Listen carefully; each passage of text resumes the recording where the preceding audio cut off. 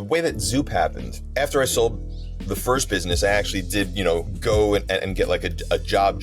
Got together with my co-founder, Eric Moss. He used to be business development for IDW. He spent some time at Cryptozoic as well. And at the time, he was the project manager on the Berserker Kickstarter campaign that Keanu Reeves won. Yeah. Okay. That was huge. Yeah. At the time, that was the number one grossing comic crowdfunding campaign of all time. It's been surpassed since then. He was like, well, I'm looking into consulting for people on their Kickstarters, and we start talking about that and figuring out all the things that, like, realizing like how great crowdfunding is, but also seeing all the gaps where there's room for improvement. And that was sort of the genesis of Zoop. This is the Inkpulp podcast. Alrighty. Hello. What's up, people? Welcome to the Inkpulp podcast. I'm here with my co-pilot, the dumb shark, Matteo Scalera, and our special guest, Jordan Plosky from Zoop. What's up, Jordan? Going on? Yeah. What's up, man? Thanks for joining us. Yeah, thank you for having me. Much appreciated. Yeah, no problem. Oh, man. Dude. Where are you based at? LA? I'm in LA, yeah. So I know we're in like 3 really different time zones here. Yeah. Yeah. This podcast gets tricky. Yeah, but it's a good one, and it's worthwhile. Thank you. Yeah, it definitely is worth it. It's definitely worth it. Well, I mean, I think in a few years you'll all come and live in Italy, so everything That's the will be plan, easier, right? That's the plan. We are looking at our options at the moment. Are you seriously? Are you seriously thinking about like moving abroad?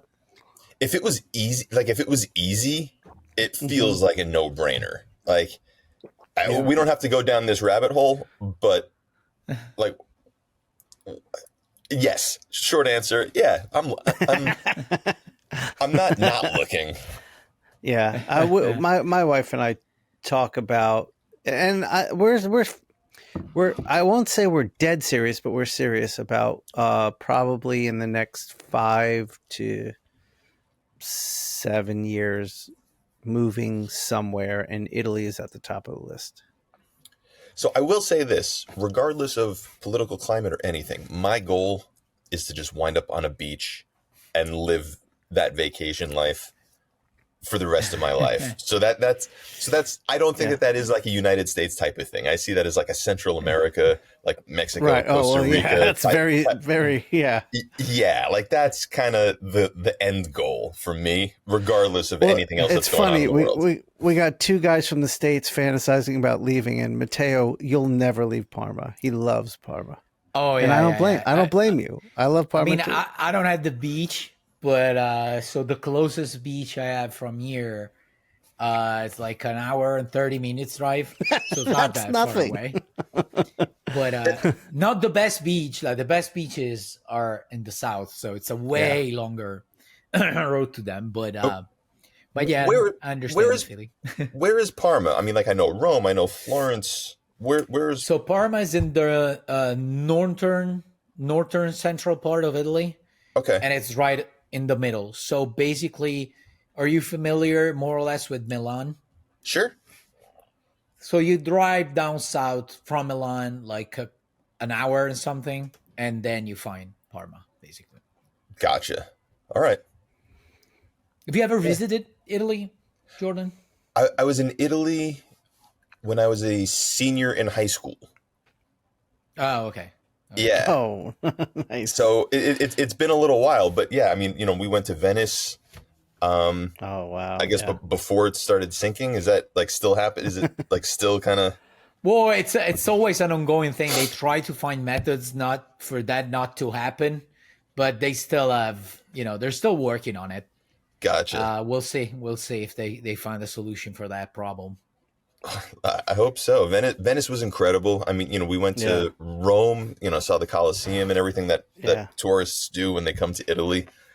But Parma wasn't a city that I'm familiar with. Yeah. Like we're starting to have tourism now, like over the past, I would say 5 years, we're starting to see tourists here and there, but it's not it's not usually a touristic place. Is it people just coming for prosciutto and Parmesan cheese? Is that the big attraction for the tourists? Well, I don't even think that people know that, like outside of Italy, I don't even think that people know that the Parmesan cheese comes from Parma.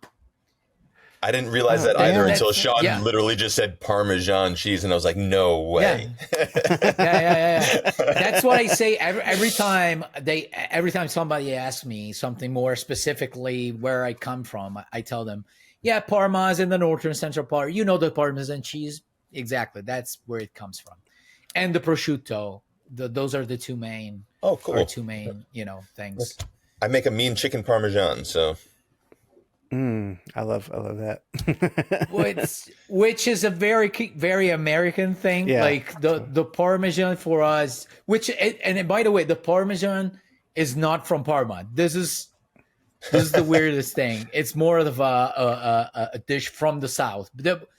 I guess it's called the Parmesan because it has Parmesan cheese in it, but it's not. It's mainly from the South because it has eggplants. Which is I had eggplant Parmesan in Rome, and that was very different than what we have here, and much better. It was incredible. Yeah. But generally speaking, I would say the Parmigiana, we call it the Parmigiana, you can find it everywhere. It's one of those like comfort food that you can find everywhere, basically in Italy. Everybody knows how to make it. So, that's cool. And also here's the other draw to Italy. Italy is one of the few places I've visited and heard of where the local cuisine is like the main cuisine when people go out to eat still. Like people in Italy go out to eat and they mainly eat Italian food. Like here in America, we go out and eat everything, but they're like, we kind of mastered this. Like we're kind of the best at food. So we're going to eat our food. Yeah, I would say the more like you can find a lot of exotic food, exotic cuisine in Milan and Rome, probably because those are the most, the more cosmopolitan cities. Yeah. But outside of that, it's mainly like traditional cuisine. I mean, we have Japanese restaurants and stuff, and they're popular. But other than that, it's not much else that we eat. Yeah. All right. Enough let's talk about enough about food in Italy. Jordan. Well, actually, I want to talk about this. This is the San Diego pasta starts with tomato sauce and pizza. Wine. Let's talk wine. Today, I think is San Diego Comic-Con starts tonight, maybe or tomorrow. Yeah, preview night tonight. So Jordan and I were kind of just shooting the shit before you came in here, but you're heading down on Friday, and you were telling us how you do the con, because I stopped doing it like 10, 12 years ago, and Matteo, you haven't been in a long time either. Years, yeah. But the last few times I did it the same way you do it. So tell us how you guys handle San Diego Comic-Con, because this is the only way to really do it. Yeah, I mean, so look, booths are insanely expensive, right? And we don't necessarily have like a product that we own that we're selling. So there's no way to recoup money. That would just be like a sunk cost for marketing and exposure. We're not really looking to do that at the moment. So the way that we kind of operate is we have a panel. We have people sort of congregate at the panel so that we could discuss Zoop and crowdfunding and sort of the state of independent comics and self-publishing and all of that. But then the rest of the time, we're kind of posted up at the Marriott pool and just sort of, rotating meetings. We get a table, we stay put, we don't lose that table. And then we just kind of, schedule all of our meetings around there because it's beautiful. There's food, there's drinks, there's plenty of other people that you kind of just, you'll catch eyes. And you, like, if I saw either one of you guys and you happen to be at the pool, it's just like, hey, Shawn, hey, Matteo, come on over and say hello. This is so-and-so that we're talking with. And it's a totally different show at the Marriott pool versus on the show floor. Totally. I developed a strategy because I used to go into the show. This is when I was like really focused on freelance and trying to line up work. and everyone in the show is miserable because the show is so packed, so much going on, so much like they're being pulled in a million directions. So I just said, you know what? I've got a cooler full of beer, and I'm at the Marriott pool. Come say hi. And then people would actually leave the pool, leave the con to come see me. And it was like a little escape. Here's a beer. Let's have a chat. And I got more work that way than than walking the con floor. So that's interesting. I think you're doing it right. Well, I think we weren't doing it right. I think we need a cooler of beer, and then we're going to be even you definitely approachable. do. Yeah, dude, I'll tell you what.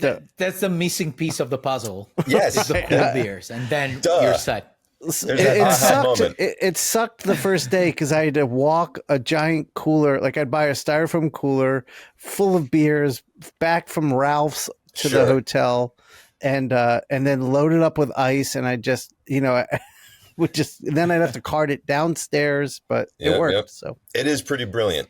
And I will say, though, even though we do spend a lot of time there, I do walk the floor. I have some meetings at booths and people who can't necessarily escape, or it's just the quick and easy way to see certain people that are going to be posted, at their table or their booth. So I'm in both, but the preference is certainly the pool. And now I got to talk to my partner and see, like, hey man, should we grab a cooler? You definitely should. Yeah, you definitely should. So how long have you been doing this? Like, is this like the first year you do this? You tried it last year. How long? So it's interesting because, so Zoop has been around. We started in 2020. We've been live since 2021. So 4 or 5 years now, we've been doing this with Zoop. But I had another company, another startup before Zoop. So, I would be at Comic-Con and sort of doing the same thing, because I think my first year or two at Comic-Con, I was on the outside looking in, and I would see like, oh my God, look at how cool all these comic industry people are that are chilling at the pool, and like drinking during the, I'm like, how do I get in over there? How do I meet all of these people? And now that I've been around for quite a while, like I'm now on the inside and, able to have those meetings and things like that. But I didn't know, I didn't realize that that's kind of the convention. Like if you're doing business, it's kind of either at the Marriott or like the Hilton, on that side. My preference is the Marriott, but yeah, me too. It took a little while, Matteo, like year 1, year 2. And, we're talking about like 10 years ago, had no idea. And then I started finding out about it. And then there'd be like a meeting, over at the Marriott. And then you look around and you're like, oh my God, this is how to do it. So then I would try to start booking my own meetings over at the Marriott. And now I feel, and maybe it's always been a really badly kept secret, but now I feel it's an even worse kept secret that like, that's just like sort of like the place to be. Yeah, absolutely. So have you always been just a comic book fan, then decided to create a business around it?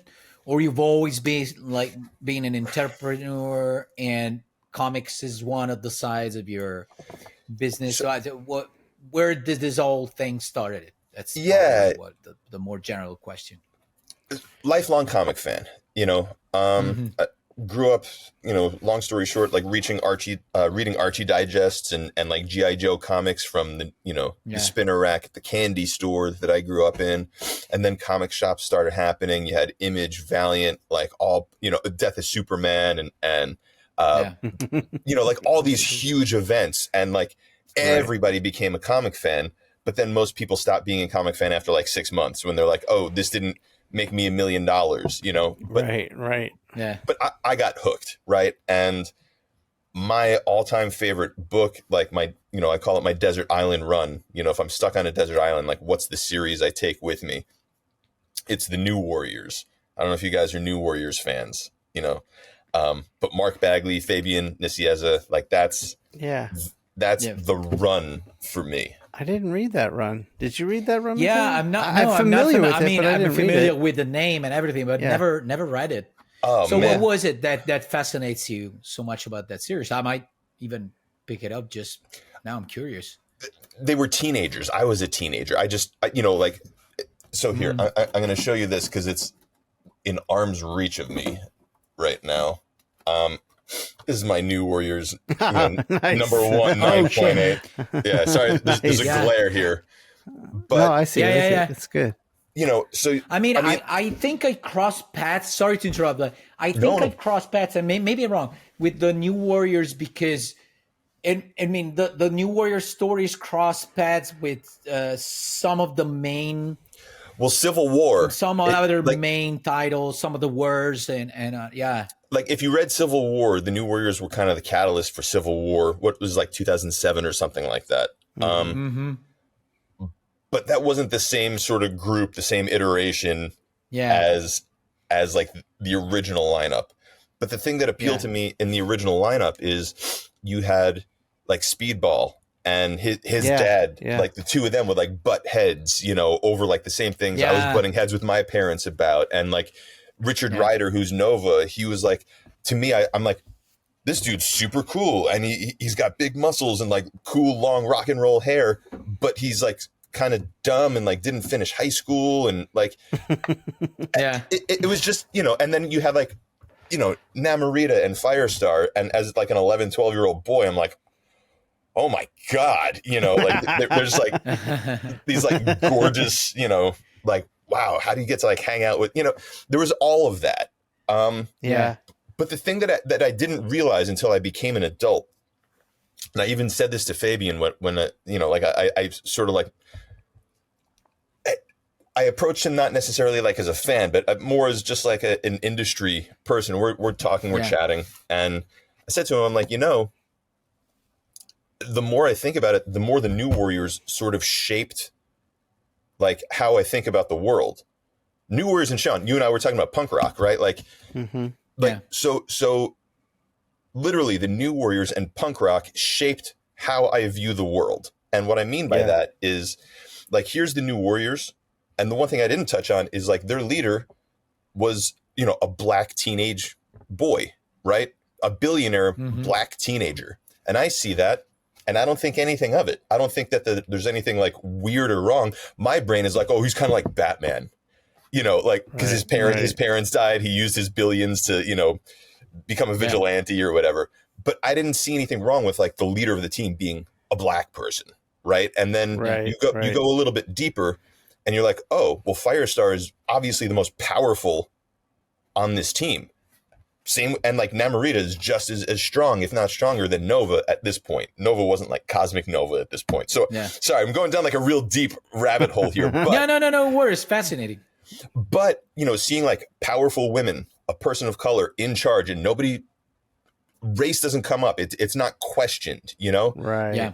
And you couple that with like, the ethos of punk rock, which is like, you can't be racist, you can't be sexist, you can't be homophobic. Operation Ivy taught us all about unity. Like, you bring all of that together, and I feel like that really subconsciously like helps shape my worldview and seeing everybody as equals and all of that. I know that that's probably not like where this podcast typically goes, but I realize like there's just like this deep that book, New Warriors, is just deep inside of me, and plus, shaped you. Yeah. And when I think about comic art, and you guys probably have something else in your heads, when I think about like comic book art, I think of Mark Bagley. His musculature, his facial expressions. Like if I was to show someone who's never seen a comic book, like this is why comic book art is cool and why it's different than like, traditional realistic painting or something. Mark Bagley he checks all those boxes for me for comic book art. Oh yeah, absolutely. And he has a really distinctive style. Like whenever you see a Mark Bagley, you immediately recognize it. Yeah. You do know. I was thinking, is there one of the main Marvel events that starts with one of the guy, what's the name? The guy with the blue and orange costume with a lot of circles in it. Is that from Nova? New Warriors? Speedball? Speedball that goes crazy and it makes something explode. I don't remember, a building or something. It's Civil War. That's the Civil War thing that you were talking about. Oh, okay. Yeah, so gotcha. They're fighting a villain. I think his name is Nitro. His power is just essentially exploding. Like he can explode. And I think he exploded like a school bus or something while they're fighting the New Warriors. So like the whole country is blaming the New Warriors, and now we need to register. Like they were irresponsible. It's their fault that all these children died. So now we need to register superhumans. That was the catalyst for that. Yeah, that's the catalyst, and where everything starts. Okay. Yeah. Okay. Now. I'm very awesome. Yeah. So that's my book. So sorry. So lifelong fan. Yeah. But for a long time, before my life in like as an industry person in comics, I was in the music industry. I was actually a professional musician. I was a touring musician. Oh shit. So a lot of overlapping between music and comics, whether it's for like a lot of comic artists are fans of specific music or musicians. Like I myself, I played drums for a lot of times, and I keep meeting people and finding out that they're either played or being into the music industry. Yeah, so I was a drummer, Matteo. So awesome. Yeah. I made a living playing drums, and at that time it was like from about like 2004 to 2013. So I had about a 10-year stretch. But then I got married and had a kid, and for me to make money, I had to be away from home, and it was not really conducive. Like, do I choose the career? Do I choose my family? I'm in that situation now, so yeah. I'm sorry.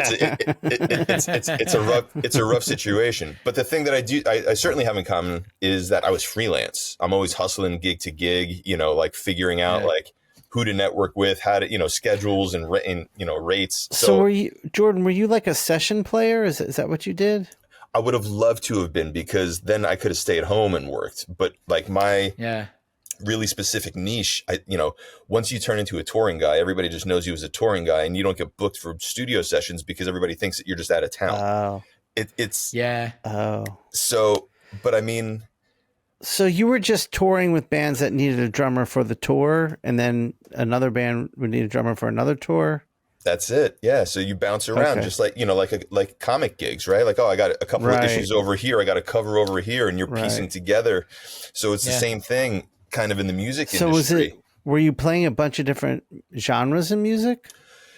Yeah. Well, I mean, look, I was in my own punk bands and stuff when I was in high school and even in college, but then I went to NYU for college, and I graduated. Nice. I graduated one semester early. But that put me at December 2001. So being in New York 2 months after 9/11, everything got turned upside down. I thought I would walk right into a job in the music industry because I had been interning and like, setting myself up. All that went away. I wound up moving back home to Long Island with my parents, and like I was in the music scene there. So I was at a studio, and I was kind of like the house drummer at this studio, playing for all these local bands and helping record and stuff. And the owner of the studio got a call one day saying, "Hey, we need a drummer for a tour." And this was like a Monday or Tuesday. And they're like, first show is on Thursday in Anaheim. Right. So like I'm in Long Island. I've never played like a professional gig before. I was the right guy. I was in the right place at the right time. I was there when he got the call, and they're like, "Who do you got?" And he's like, "Jordan's right here. Like here's Jordan. He could do it." Yeah. All right. So I learned, 8 or 10 songs or something like that. Flew out west, played a show with no rehearsal, with never meeting the other guys in the band before. Whoa. But yeah, so that started, 10 years of being a professional musician. And the interesting thing was, like in like 2009, Comixology came out, the iPad came out, and because I was living out of a suitcase, it was like really cool to just like go onto Comixology and, be touring and like have an iPad and like reading comics in my bunk or in like any city in the country, and that sort of got me back into comics, like everybody, right? Like I was into comics in middle school, maybe my first year of high school. You fall out of it because of, girls' gas and there's all that, right? Like you're driving around, you're trying to be cool, you're trying to like hook up with girls and all that. So you kind of put comics aside. So comic books have to go in order for you to get laid, basically. Yeah. Well, did you see recently that there was like this study that like the most unattractive like hobbies that that like men can have towards women, and like comic books was number one.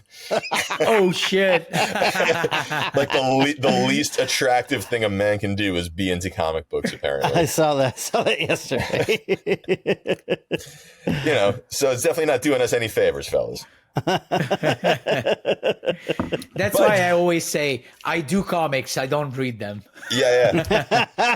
Well, now, so with me, it's always like, I'll always say like the three things that really embedded in me and I sort of took with me my whole life. Comics, punk rock, and pro wrestling. Those are like the three things I can't shake, you know, like I got into them when I was younger, and those are sort of like the things that define me. But yeah, you know, with comics, Matteo, you had said something earlier, like, you know, about getting into the business side. Dude, I can't write, I can't draw. But I loved, you know, the medium. And when I was phasing out of my music career and trying to figure out what's next, what do I do? I started reaching out to some people that I knew in the comics industry, like, hey, I'm 30 something years old. How do I, you know, I was just a musician for 10 years. How do I sort of like try to break into comics? And the answer that everybody was giving me was, well, you have to intern.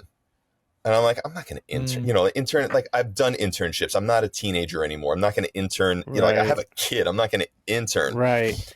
And I wound up finding this guy who had a digital comics platform. And we started working together, and it was basically subscription-based digital comics, like Comixology Unlimited before Comixology and stuff. Yeah. Before the Unlimited started, right? Because they were still a la carte, like you're buying single issues. And so this was like, oh, this is really cool. You know, I'm getting paid. Like I wind up, I have a day job and I'm doing this on the side. I'm getting paid a little bit, and I'm essentially building up this guy's library. And at a certain point, he's asking me to turn over like all the contacts and everything. And you know, I'm thinking to myself, well, if I give him everything that I've just built up, he's just going to kick me out.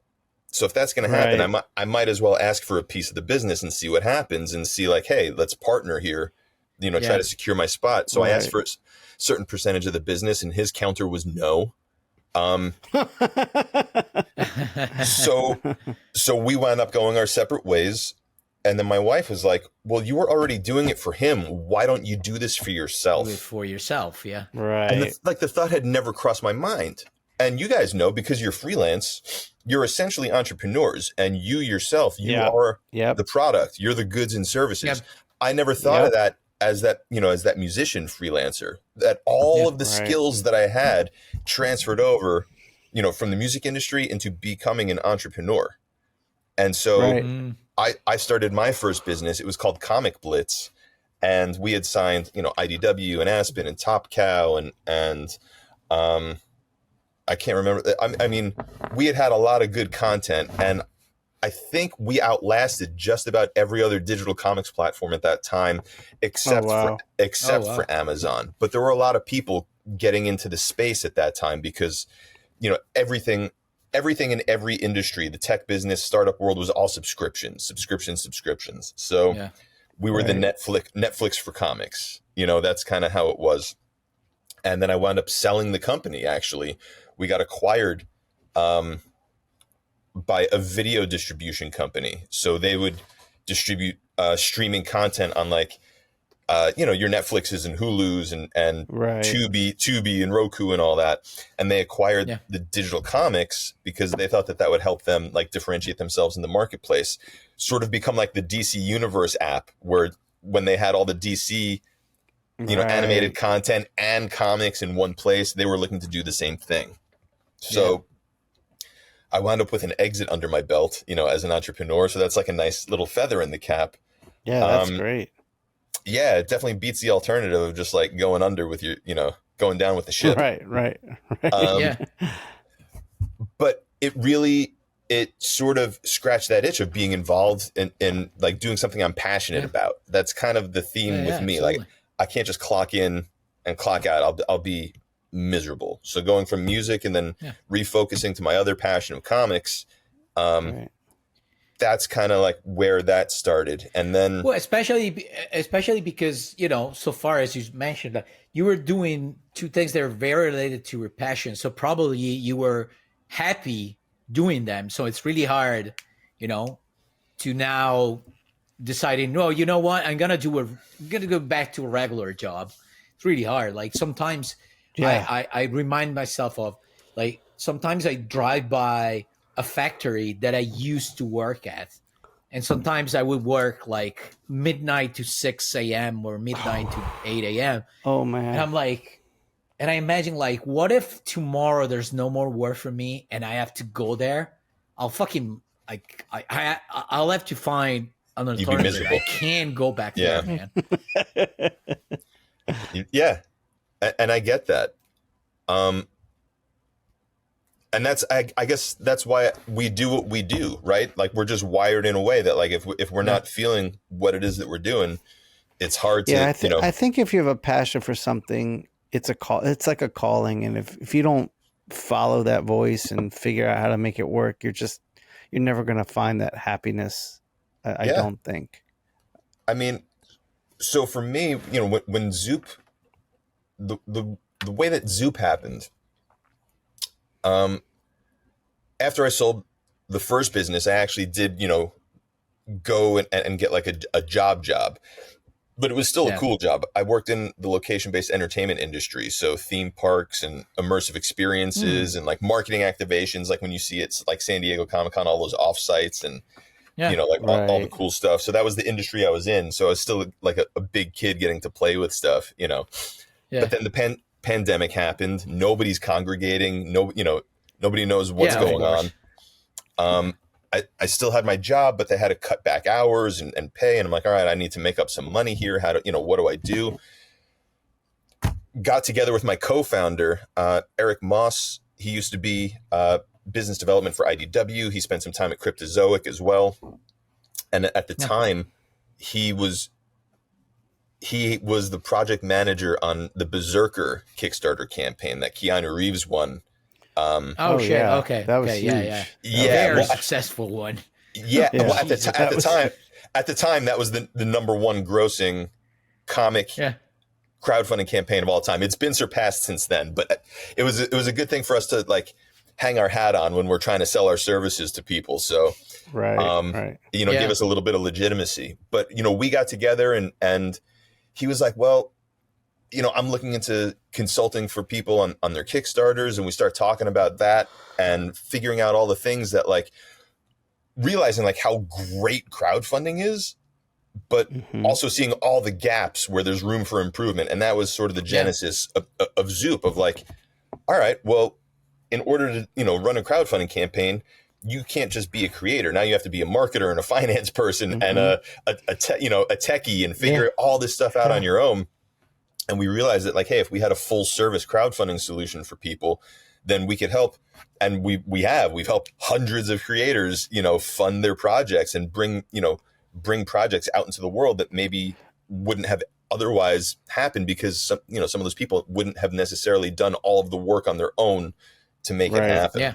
I want to dig into this, but let's just sidestep real quick and just tell everyone what Zoop is for those that don't know, and then let's dig. Yeah, exactly. Yeah, because we started immediately talking about that, but we gave granted that everyone knows, but it's better if we start expanding on that. Yeah. Yeah, so Zoop, we are a competitor to Kickstarter. We're a crowdfunding platform, but the big difference for us is that we offer all the services that you need. We're essentially a turnkey solution for crowdfunding. So like I just mentioned, we can handle the marketing. We handle putting together the campaign page for you. You don't have to learn like a whole back end and everything like that. We'll export all your users and backers to you.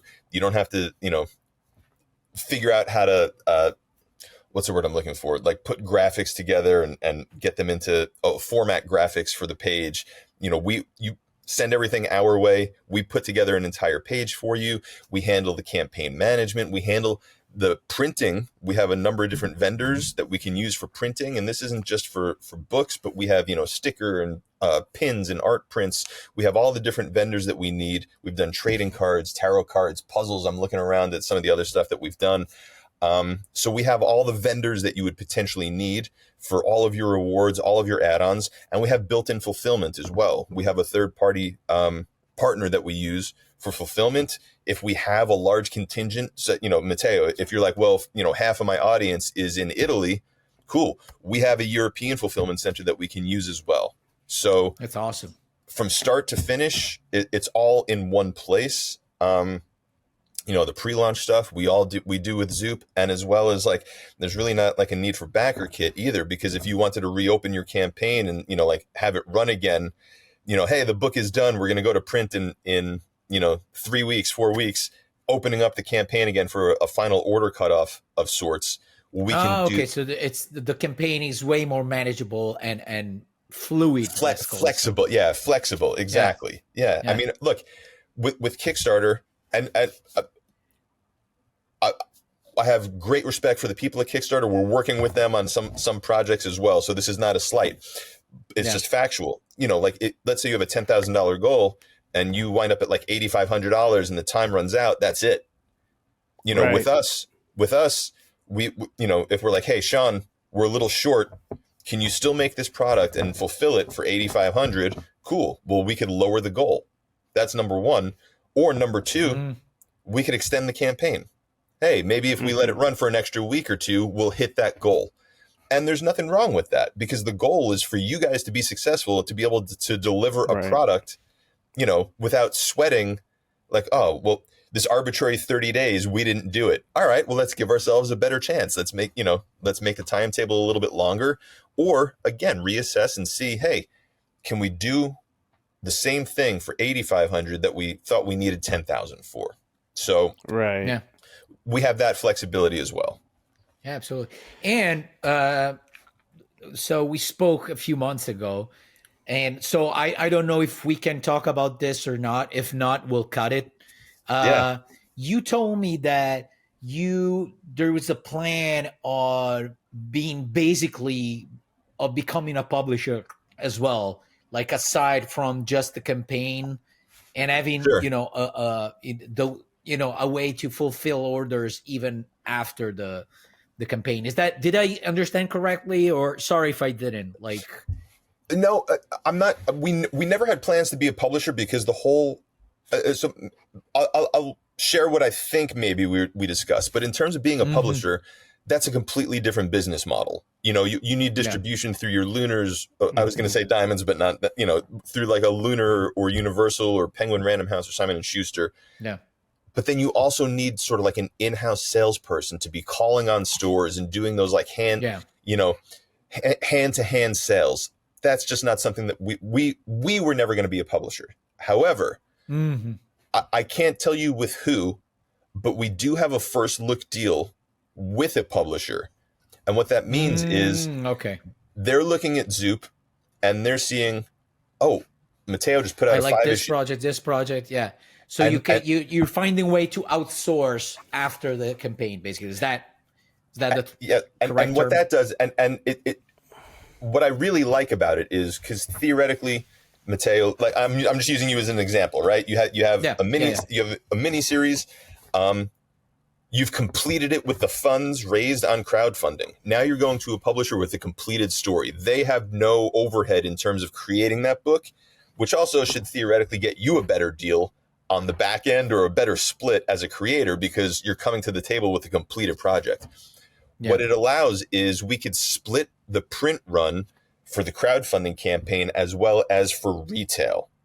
So you as a creator, let's say we only needed to print like 500 copies of something for the crowdfunding campaign, but now because we're going to retail, and I'm talking about, a trade or a hardcover or something like that. Yeah, now we need 2,000 or 3,000 copies. Our cost per unit drops significantly. So your profit margin on the campaign is much larger. They have a completed project, and then they have distribution to bookstores, to comic shops, and that's an additional revenue stream for you.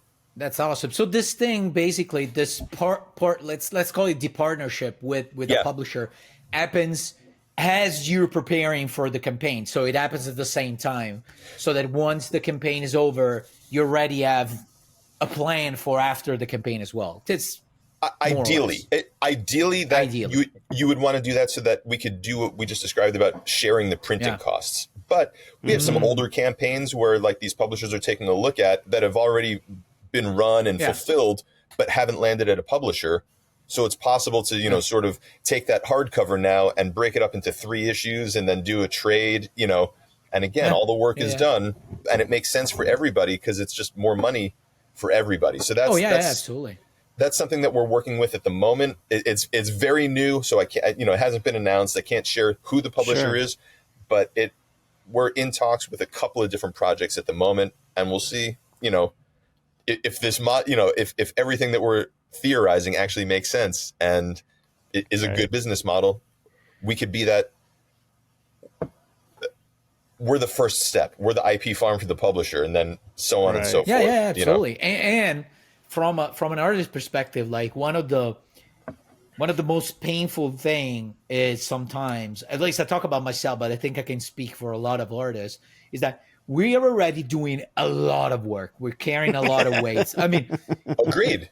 Especially if you also writing and drawing the story, but even if you're just drawing it, you're basically carrying on the main weight of the series in terms of hours spent on the book.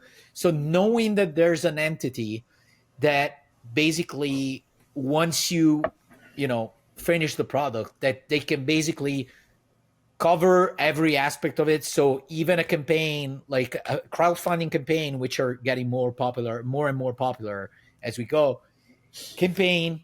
And then they manage everything. So even the graphics for the campaign, the design, the printing, the fulfillment, and also the after campaign, they can find you a publisher. And so now the project is in the end of a publisher, like a professional publisher and everything. It's really, I think it's a really attractive perspective for people. So for artists, especially. Yeah. So, and I've used Matteo, you and I have talked before, and I've definitely used the word pseudo publisher because, like you just described, we're like the business partner for a creative person, right? That's really what Zoop is like. We understand all that goes into, creating a book and putting it out into the world. And like you said, you're already taking on so much. We'll cover the rest. The thing I do want to say is there's no guarantees that the publisher says yes to every project, but at least we have that pipeline. Of course. We have that pipeline into, the fast track to the pitch and then, getting into production and whatnot. But that part, to be honest, is always like, I mean, of course, if you're really like famous and successful, either writer or artist, of course, it's not guaranteed, but almost. But even if you're not, like, it's never guaranteed. Like whether there's Zoop in there or not, it's never guaranteed, So that's, And to your point, that's why crowdfunding, I think, is getting more and more popular, right? Because you're eliminating anybody telling you, no, you can't put out your vision. You can't put out this piece of art that you're trying to create and want the world to see. That's what crowdfunding is beautiful about. It works on your timeline, Look, all respect to publishers, but like when you put something out on crowdfunding, it doesn't take 9 to 12 months to hit the, solicits and bookshelves. Like it's a little bit more instant. It's getting your work out there, regardless of if it's a commercial success or not. Like you just it provides all creators, like, I don't want to use the word gatekeepers, but I can't think of another word, for publishers, right? Like you have publishers and then they worry about what retailers want. They worry about what distributors will allow in terms of, potentially mature content or violence or language and things like that. Crowdfunding lets you put out the story that you want to put out, the way you want to be seen by the world, unfiltered. And I think that makes crowdfunding amazing. There's just no limits. You can do whatever you want. I was going to ask, I mean, we're seeing a real, I don't know if you could call it exodus, but you're seeing a lot of freelancers leaving the publishers or taking a step away from them to do crowdfunded projects. And I'm curious your thoughts on why you think that's happening. I think part of what you said might encapsulate some of it. I don't necessarily know that there is an exodus. I think you have the same people. Those same people, if they got publishing deals, would go with the publishing deals, right? Because it's the easier route, right? You get that built-in team. You know, you have people who are, you know, going to handle the production and the distribution. Although my understanding, and you guys would know better than me, is that even though, excuse me, even when you sign a publishing deal, that many publishers are still looking to you, the creator, to do the marketing. Is that sort of accurate, or do they put marketing budgets in for individual titles still?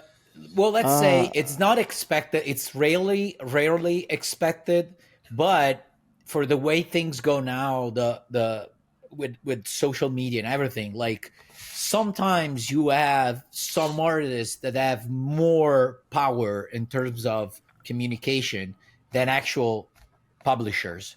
So sometimes it's not a request, but it's kind of they don't put the requests, you know, but it's black and white, but it's understood that, of course, if you have like 300,000 followers and we're a publisher with 20,000 followers, you know, we kind of expect you to do the main part. Right. You know? Also, I do think that comic book publishers, for the most part, are horrible marketers. Like, I haven't seen a lot of good marketing bringing in readers from many publishers. Understood. So, but I do think what's happening is with social medias and artists becoming more entrepreneurial minded, they're more savvy marketers individually. Mm-hmm. Well, and I think that also answers, Shawn, like the question of like, you know, is there an exodus, or are there just more tools available for creators to put their work out on their own, you know? And I think that that's more the case where, you know, crowdfunding has become more and more ingrained, specifically in the comics industry for sure, and other creative industries too. And, you know, 10 years ago, I mean, Kickstarter's been around for like 15 years, but not everybody, you know, like really used it. But like, there's innovation, right? I mean, there are ways for, you know, and again, it's quicker. It's, you know, a lot of creators maybe don't necessarily have connections in the industry, right? So they are forming their own publishing companies, you know? Every day in my Instagram feed, I'm getting a new, you know, brand new publisher or, you know, like, here, check out our stuff. And like, the only way to find them is, you know, through crowdfunding. Like, they're not in solicits. They don't have a lunar deal, you know? So it's direct to consumer. This is going to be a larger point, right? Like, Shawn, you are your own entity. You are your own brand. Matteo, same with you. Same with Inkpulp. Those are three separate brands, right? And when you're in charge of a brand, you don't necessarily want to give so much control to a publisher who could potentially jeopardize your brand because they shelve your project or whatever, you know, whatever happens, right? Like, anything can happen. So when you're taking control on your own, not relying on other people, I think that that's more of what you're seeing as opposed to an exodus. Because I don't think it's an either or. Again, I feel like those same people who are using crowdfunding, if they were offered a publishing deal, would take a publishing deal. But I think that budgets are probably shrinking a little bit from the publisher side. So there might be fewer deals to be going around. You know, there's more and more creators all of the time. And I think that solution is crowdfunding, because it's essentially, crowdfunding is essentially self-publishing nowadays. Right. Yeah, absolutely. I will say, just from a lot of the people that we've talked to and the community that's kind of got involved with Inkpulp, I don't think that a lot of those people would jump to a publisher given the option. I think there's something really happening with the independent spirit right now. There's a movement happening. Exodus is a bad word. Movement's a better word. Sure. Of independent spirited people who just want to do their own thing and ask themselves, like, sure, what is a publisher going to bring to the table? Okay, some distribution. Like I said, I don't think there's a lot of strong marketing from the publishers that are going to help. You know, the publisher's entity and name and notoriety will help drive sales but I don't think they add to that. So I do think there's a big independent wave right now of people not wanting a publisher. There are some, sure, that would say, yeah, this is, if I had a publisher, that'd be great. But I think there is a big independent thing happening. And agreed. And I think it's taking the place, because listening to you talk, and it reminded me of like, you would see people like, Robert Kirkman, Rick Remender, Jonathan Hickman. They all got their start sort of like working, you do independent comics and then you get the big Marvel deals, right? Like a Scott Snyder and people like that. You get those big deals and then your profile, grows to the point that like now, I'll go do my own thing now because now I have all of this cachet, my name has grown. I don't need the Marvels and DCs. I'm going to go do my own thing. And now I'm going to benefit instead of benefiting the publisher. And that was sort of like the old way that it works. But to your point, Shawn, I think that like there's no shortcut. There's no roadmap now. Now it's just the grind and slowly building your audience, on your own, as opposed to like getting that Marvel deal, that DC deal, growing your name. Now you have to sort of bypass that and just slowly grow it as you can. And the ones who stick with it are the ones who are going to grow. In the world of crowdfunding, like, I mean, there are some people who are tremendously successful, that every campaign out, they're doing, 50 grand. There's some that's, like 100 grand all the time. Like, that's awesome. We know a bunch of these guys, I mean, like, Andy Bellinger is one of the first ones that comes to mind, Charlie Stickney. If you guys haven't spoken to him, you should certainly have him on the show.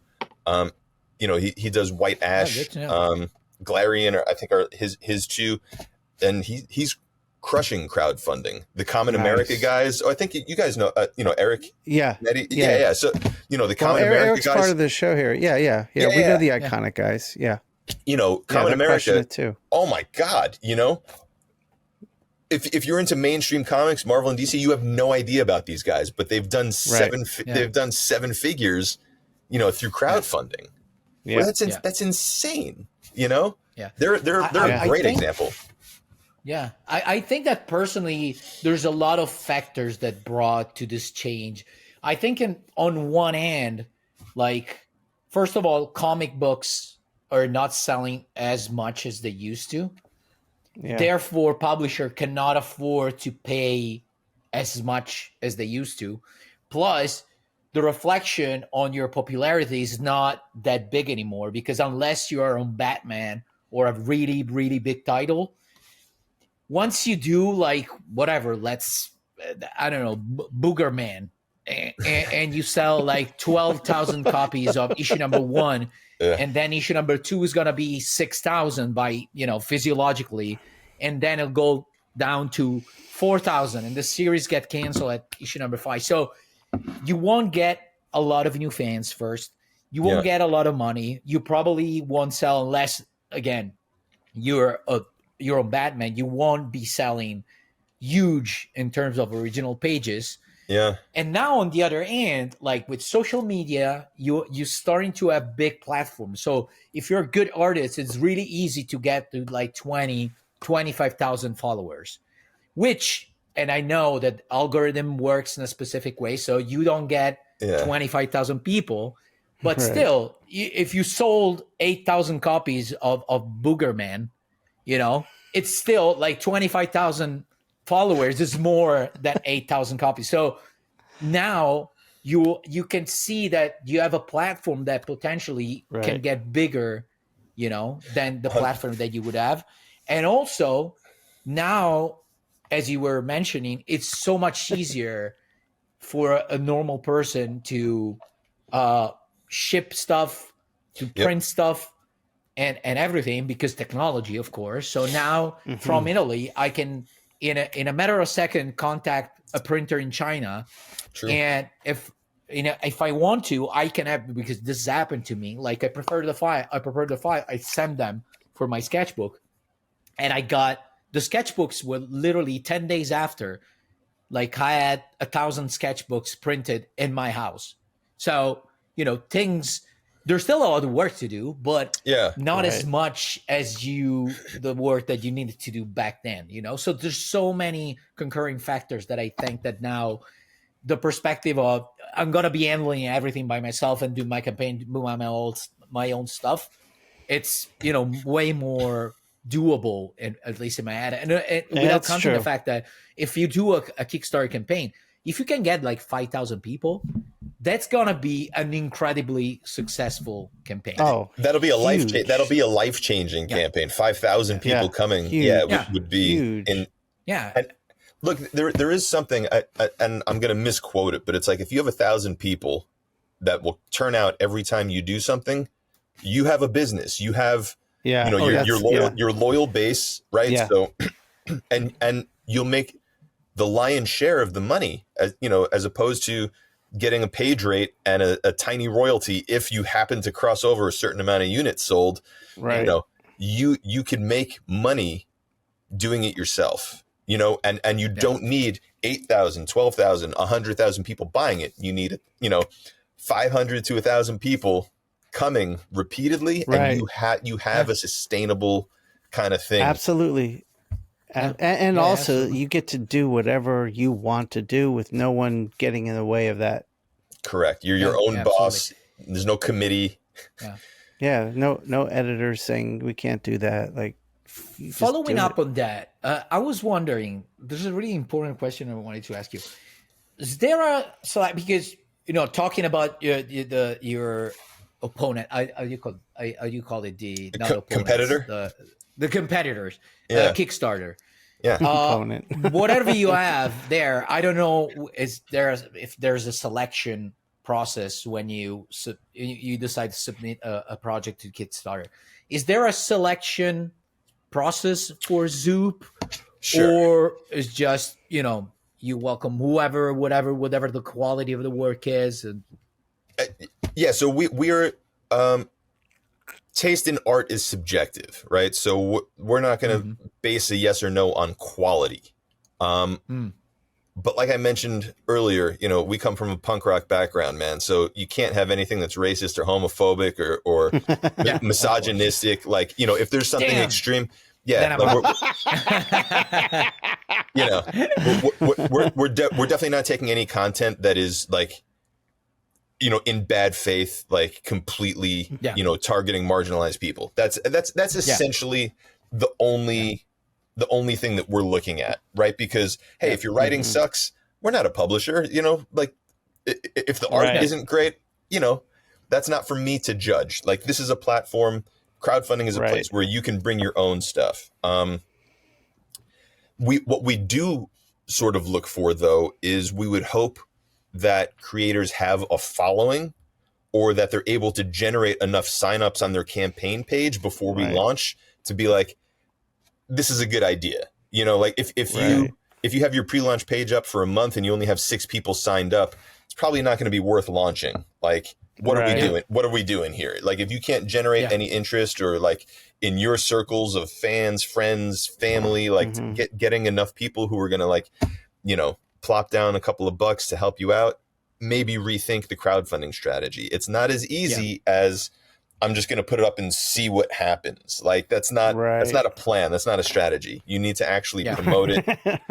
And the most successful campaigns typically that we see are people who already have built-in fan bases or larger-ish social media presences, so that they could let a large enough amount of people know that this campaign is happening and drive that traffic to their campaign. Yeah, absolutely. So following up on that, so basically, okay, let's say amongst the listener for this episode, we have a bunch of artists that that follow this podcast. So let's say one of them is a good artist with a decent following on social media already, and they have a story that they want to, that they think they want to develop, and they think they have something good in their hand.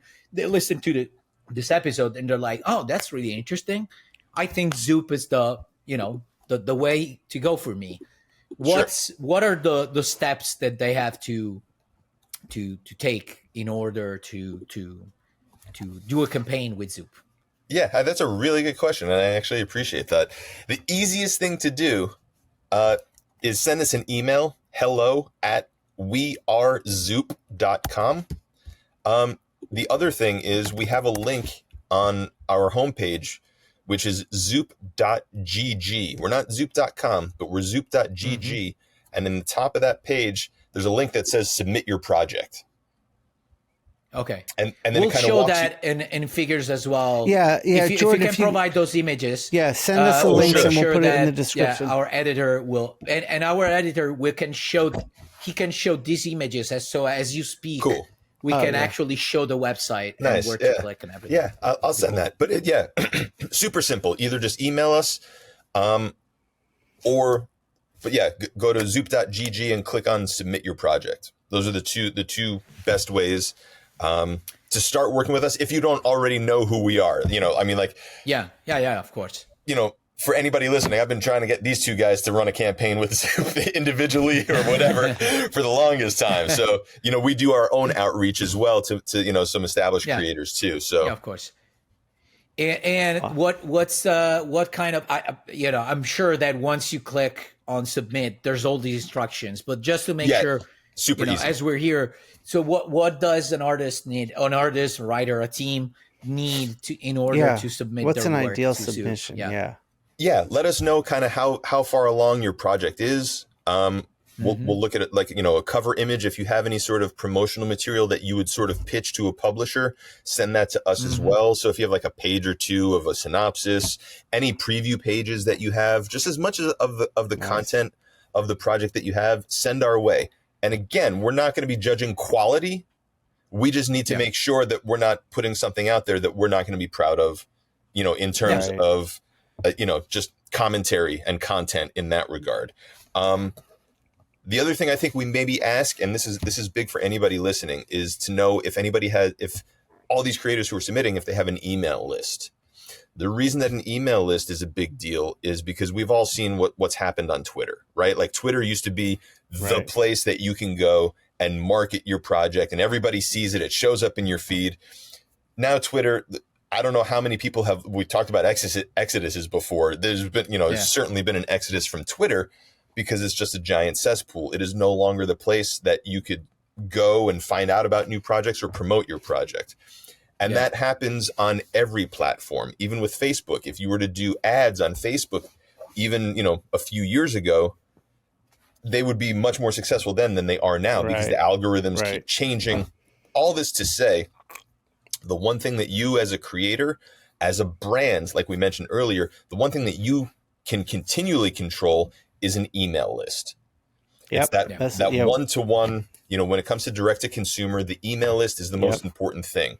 We've talked about that a lot of times here. Have a site, have an email list. Like funnel everything right there. As creators, I would rather you have an email list of 500 people versus 50,000 followers on Instagram. I know that sounds crazy. No. Yeah, because 50,000 followers on Instagram is a passive click. Yes. Someone who's chosen to receive your emails is showing a much deeper interest in you and your brand. And just the conversion rates that you get from, like you said, people scrolling through their feed versus receiving an email, opening it and clicking through. Email, also known as first party data. That means you own that. You, the creator, you own that data versus third party data, which means Twitter owns it or Facebook or Instagram owns it. Totally. It's a necessary evil. You still need those accounts. You still need to build those up because sometimes that's how you drive people to those email lists, right? That's how you get people to sign up, is showing them something on Instagram and saying, hey, if you want more of this, come check out our newsletter or, sign up over here. So it all works together, but email ultimately is going to be your number one tool, not just in crowdfunding, but as a brand, as, someone looking to put your own product or services out there. Email is king. I can't hammer that into anyone who's looking to put something out there enough. The catch-22 is the question I always get is how do I put together an email list? Well, if I knew that, I'd be a billionaire. I mean, because, you know, you have it is difficult. I'm not going to lie, you know, but you have, Substack, which I mean, yeah. I mean, for me, it's have a website and then use your social media to drive people to the website. When they get to the website, have an email capture. Like that's the route I'm choosing to use.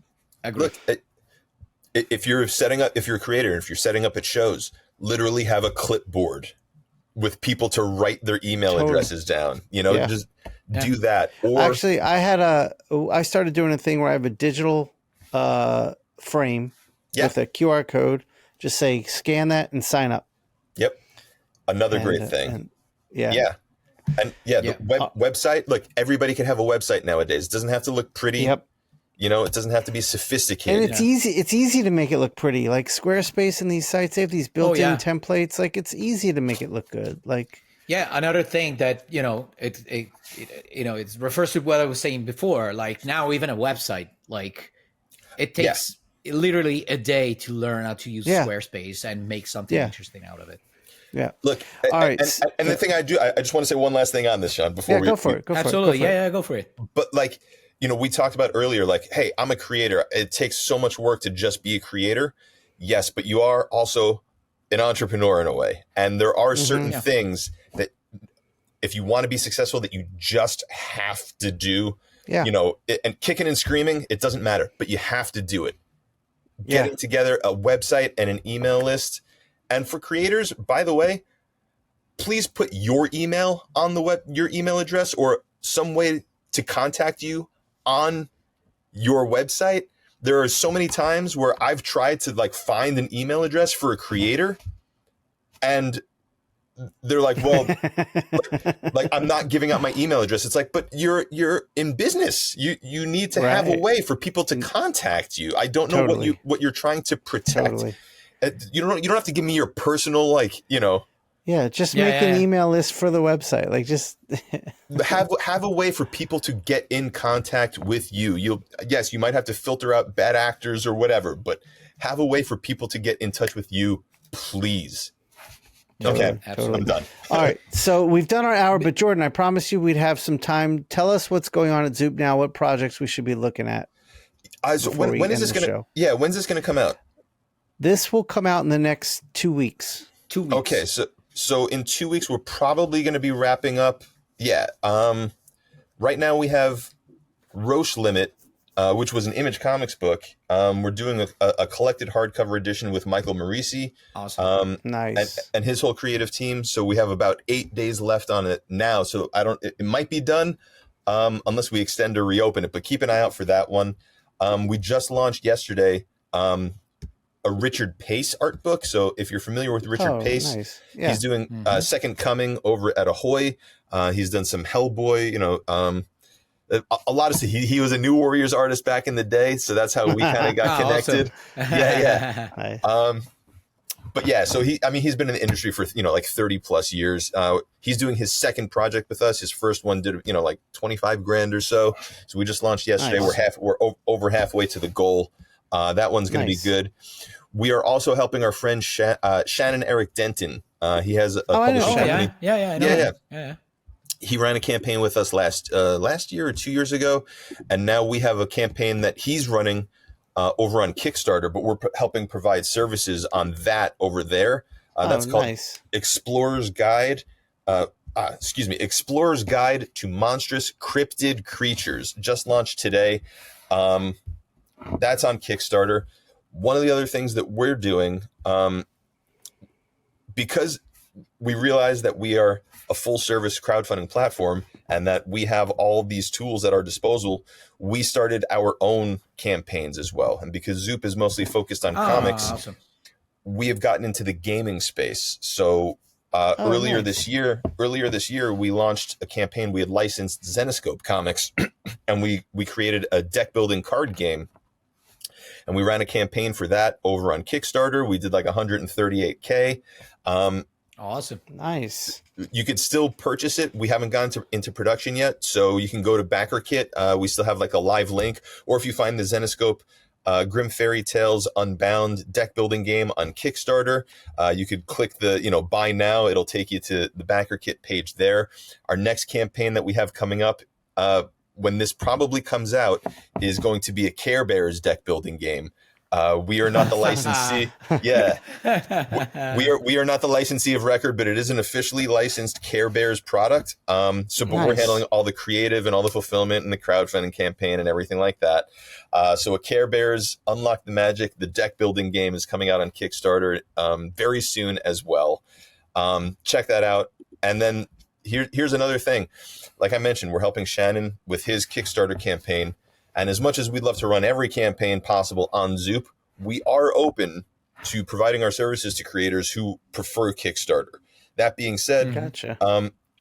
We are helping publishers right now. I don't know if I could even say publicly like who or what, but we have some very large campaigns that are happening over on Kickstarter in the very near future, where we are again handling, fulfillment, production, and things like that. When those start coming out, maybe I could drop a hint and let you know what they are. But sure. I think that's what we got going on. And for anybody looking to reach out to us, the email is hello@wearezoop.com. We're at wearezoop on Instagram, Twitter, Facebook. If you want to sign up to be a VIP for the Care Bears campaign, go to carebears.wearezoop.com. You'll get early access to the campaign if you're a Care Bears fan or a deck building card game player. It's going to be a good one. Awesome. Shilling done. All right. Well, thanks for coming on, Jordan. I appreciate it, you guys. Thank you so much. Comes the very annoying part. I don't know if you're familiar with the ending of every episode, but you get it immediately. Sorry in advance, Jordan. But all right, here you go. I'm listening.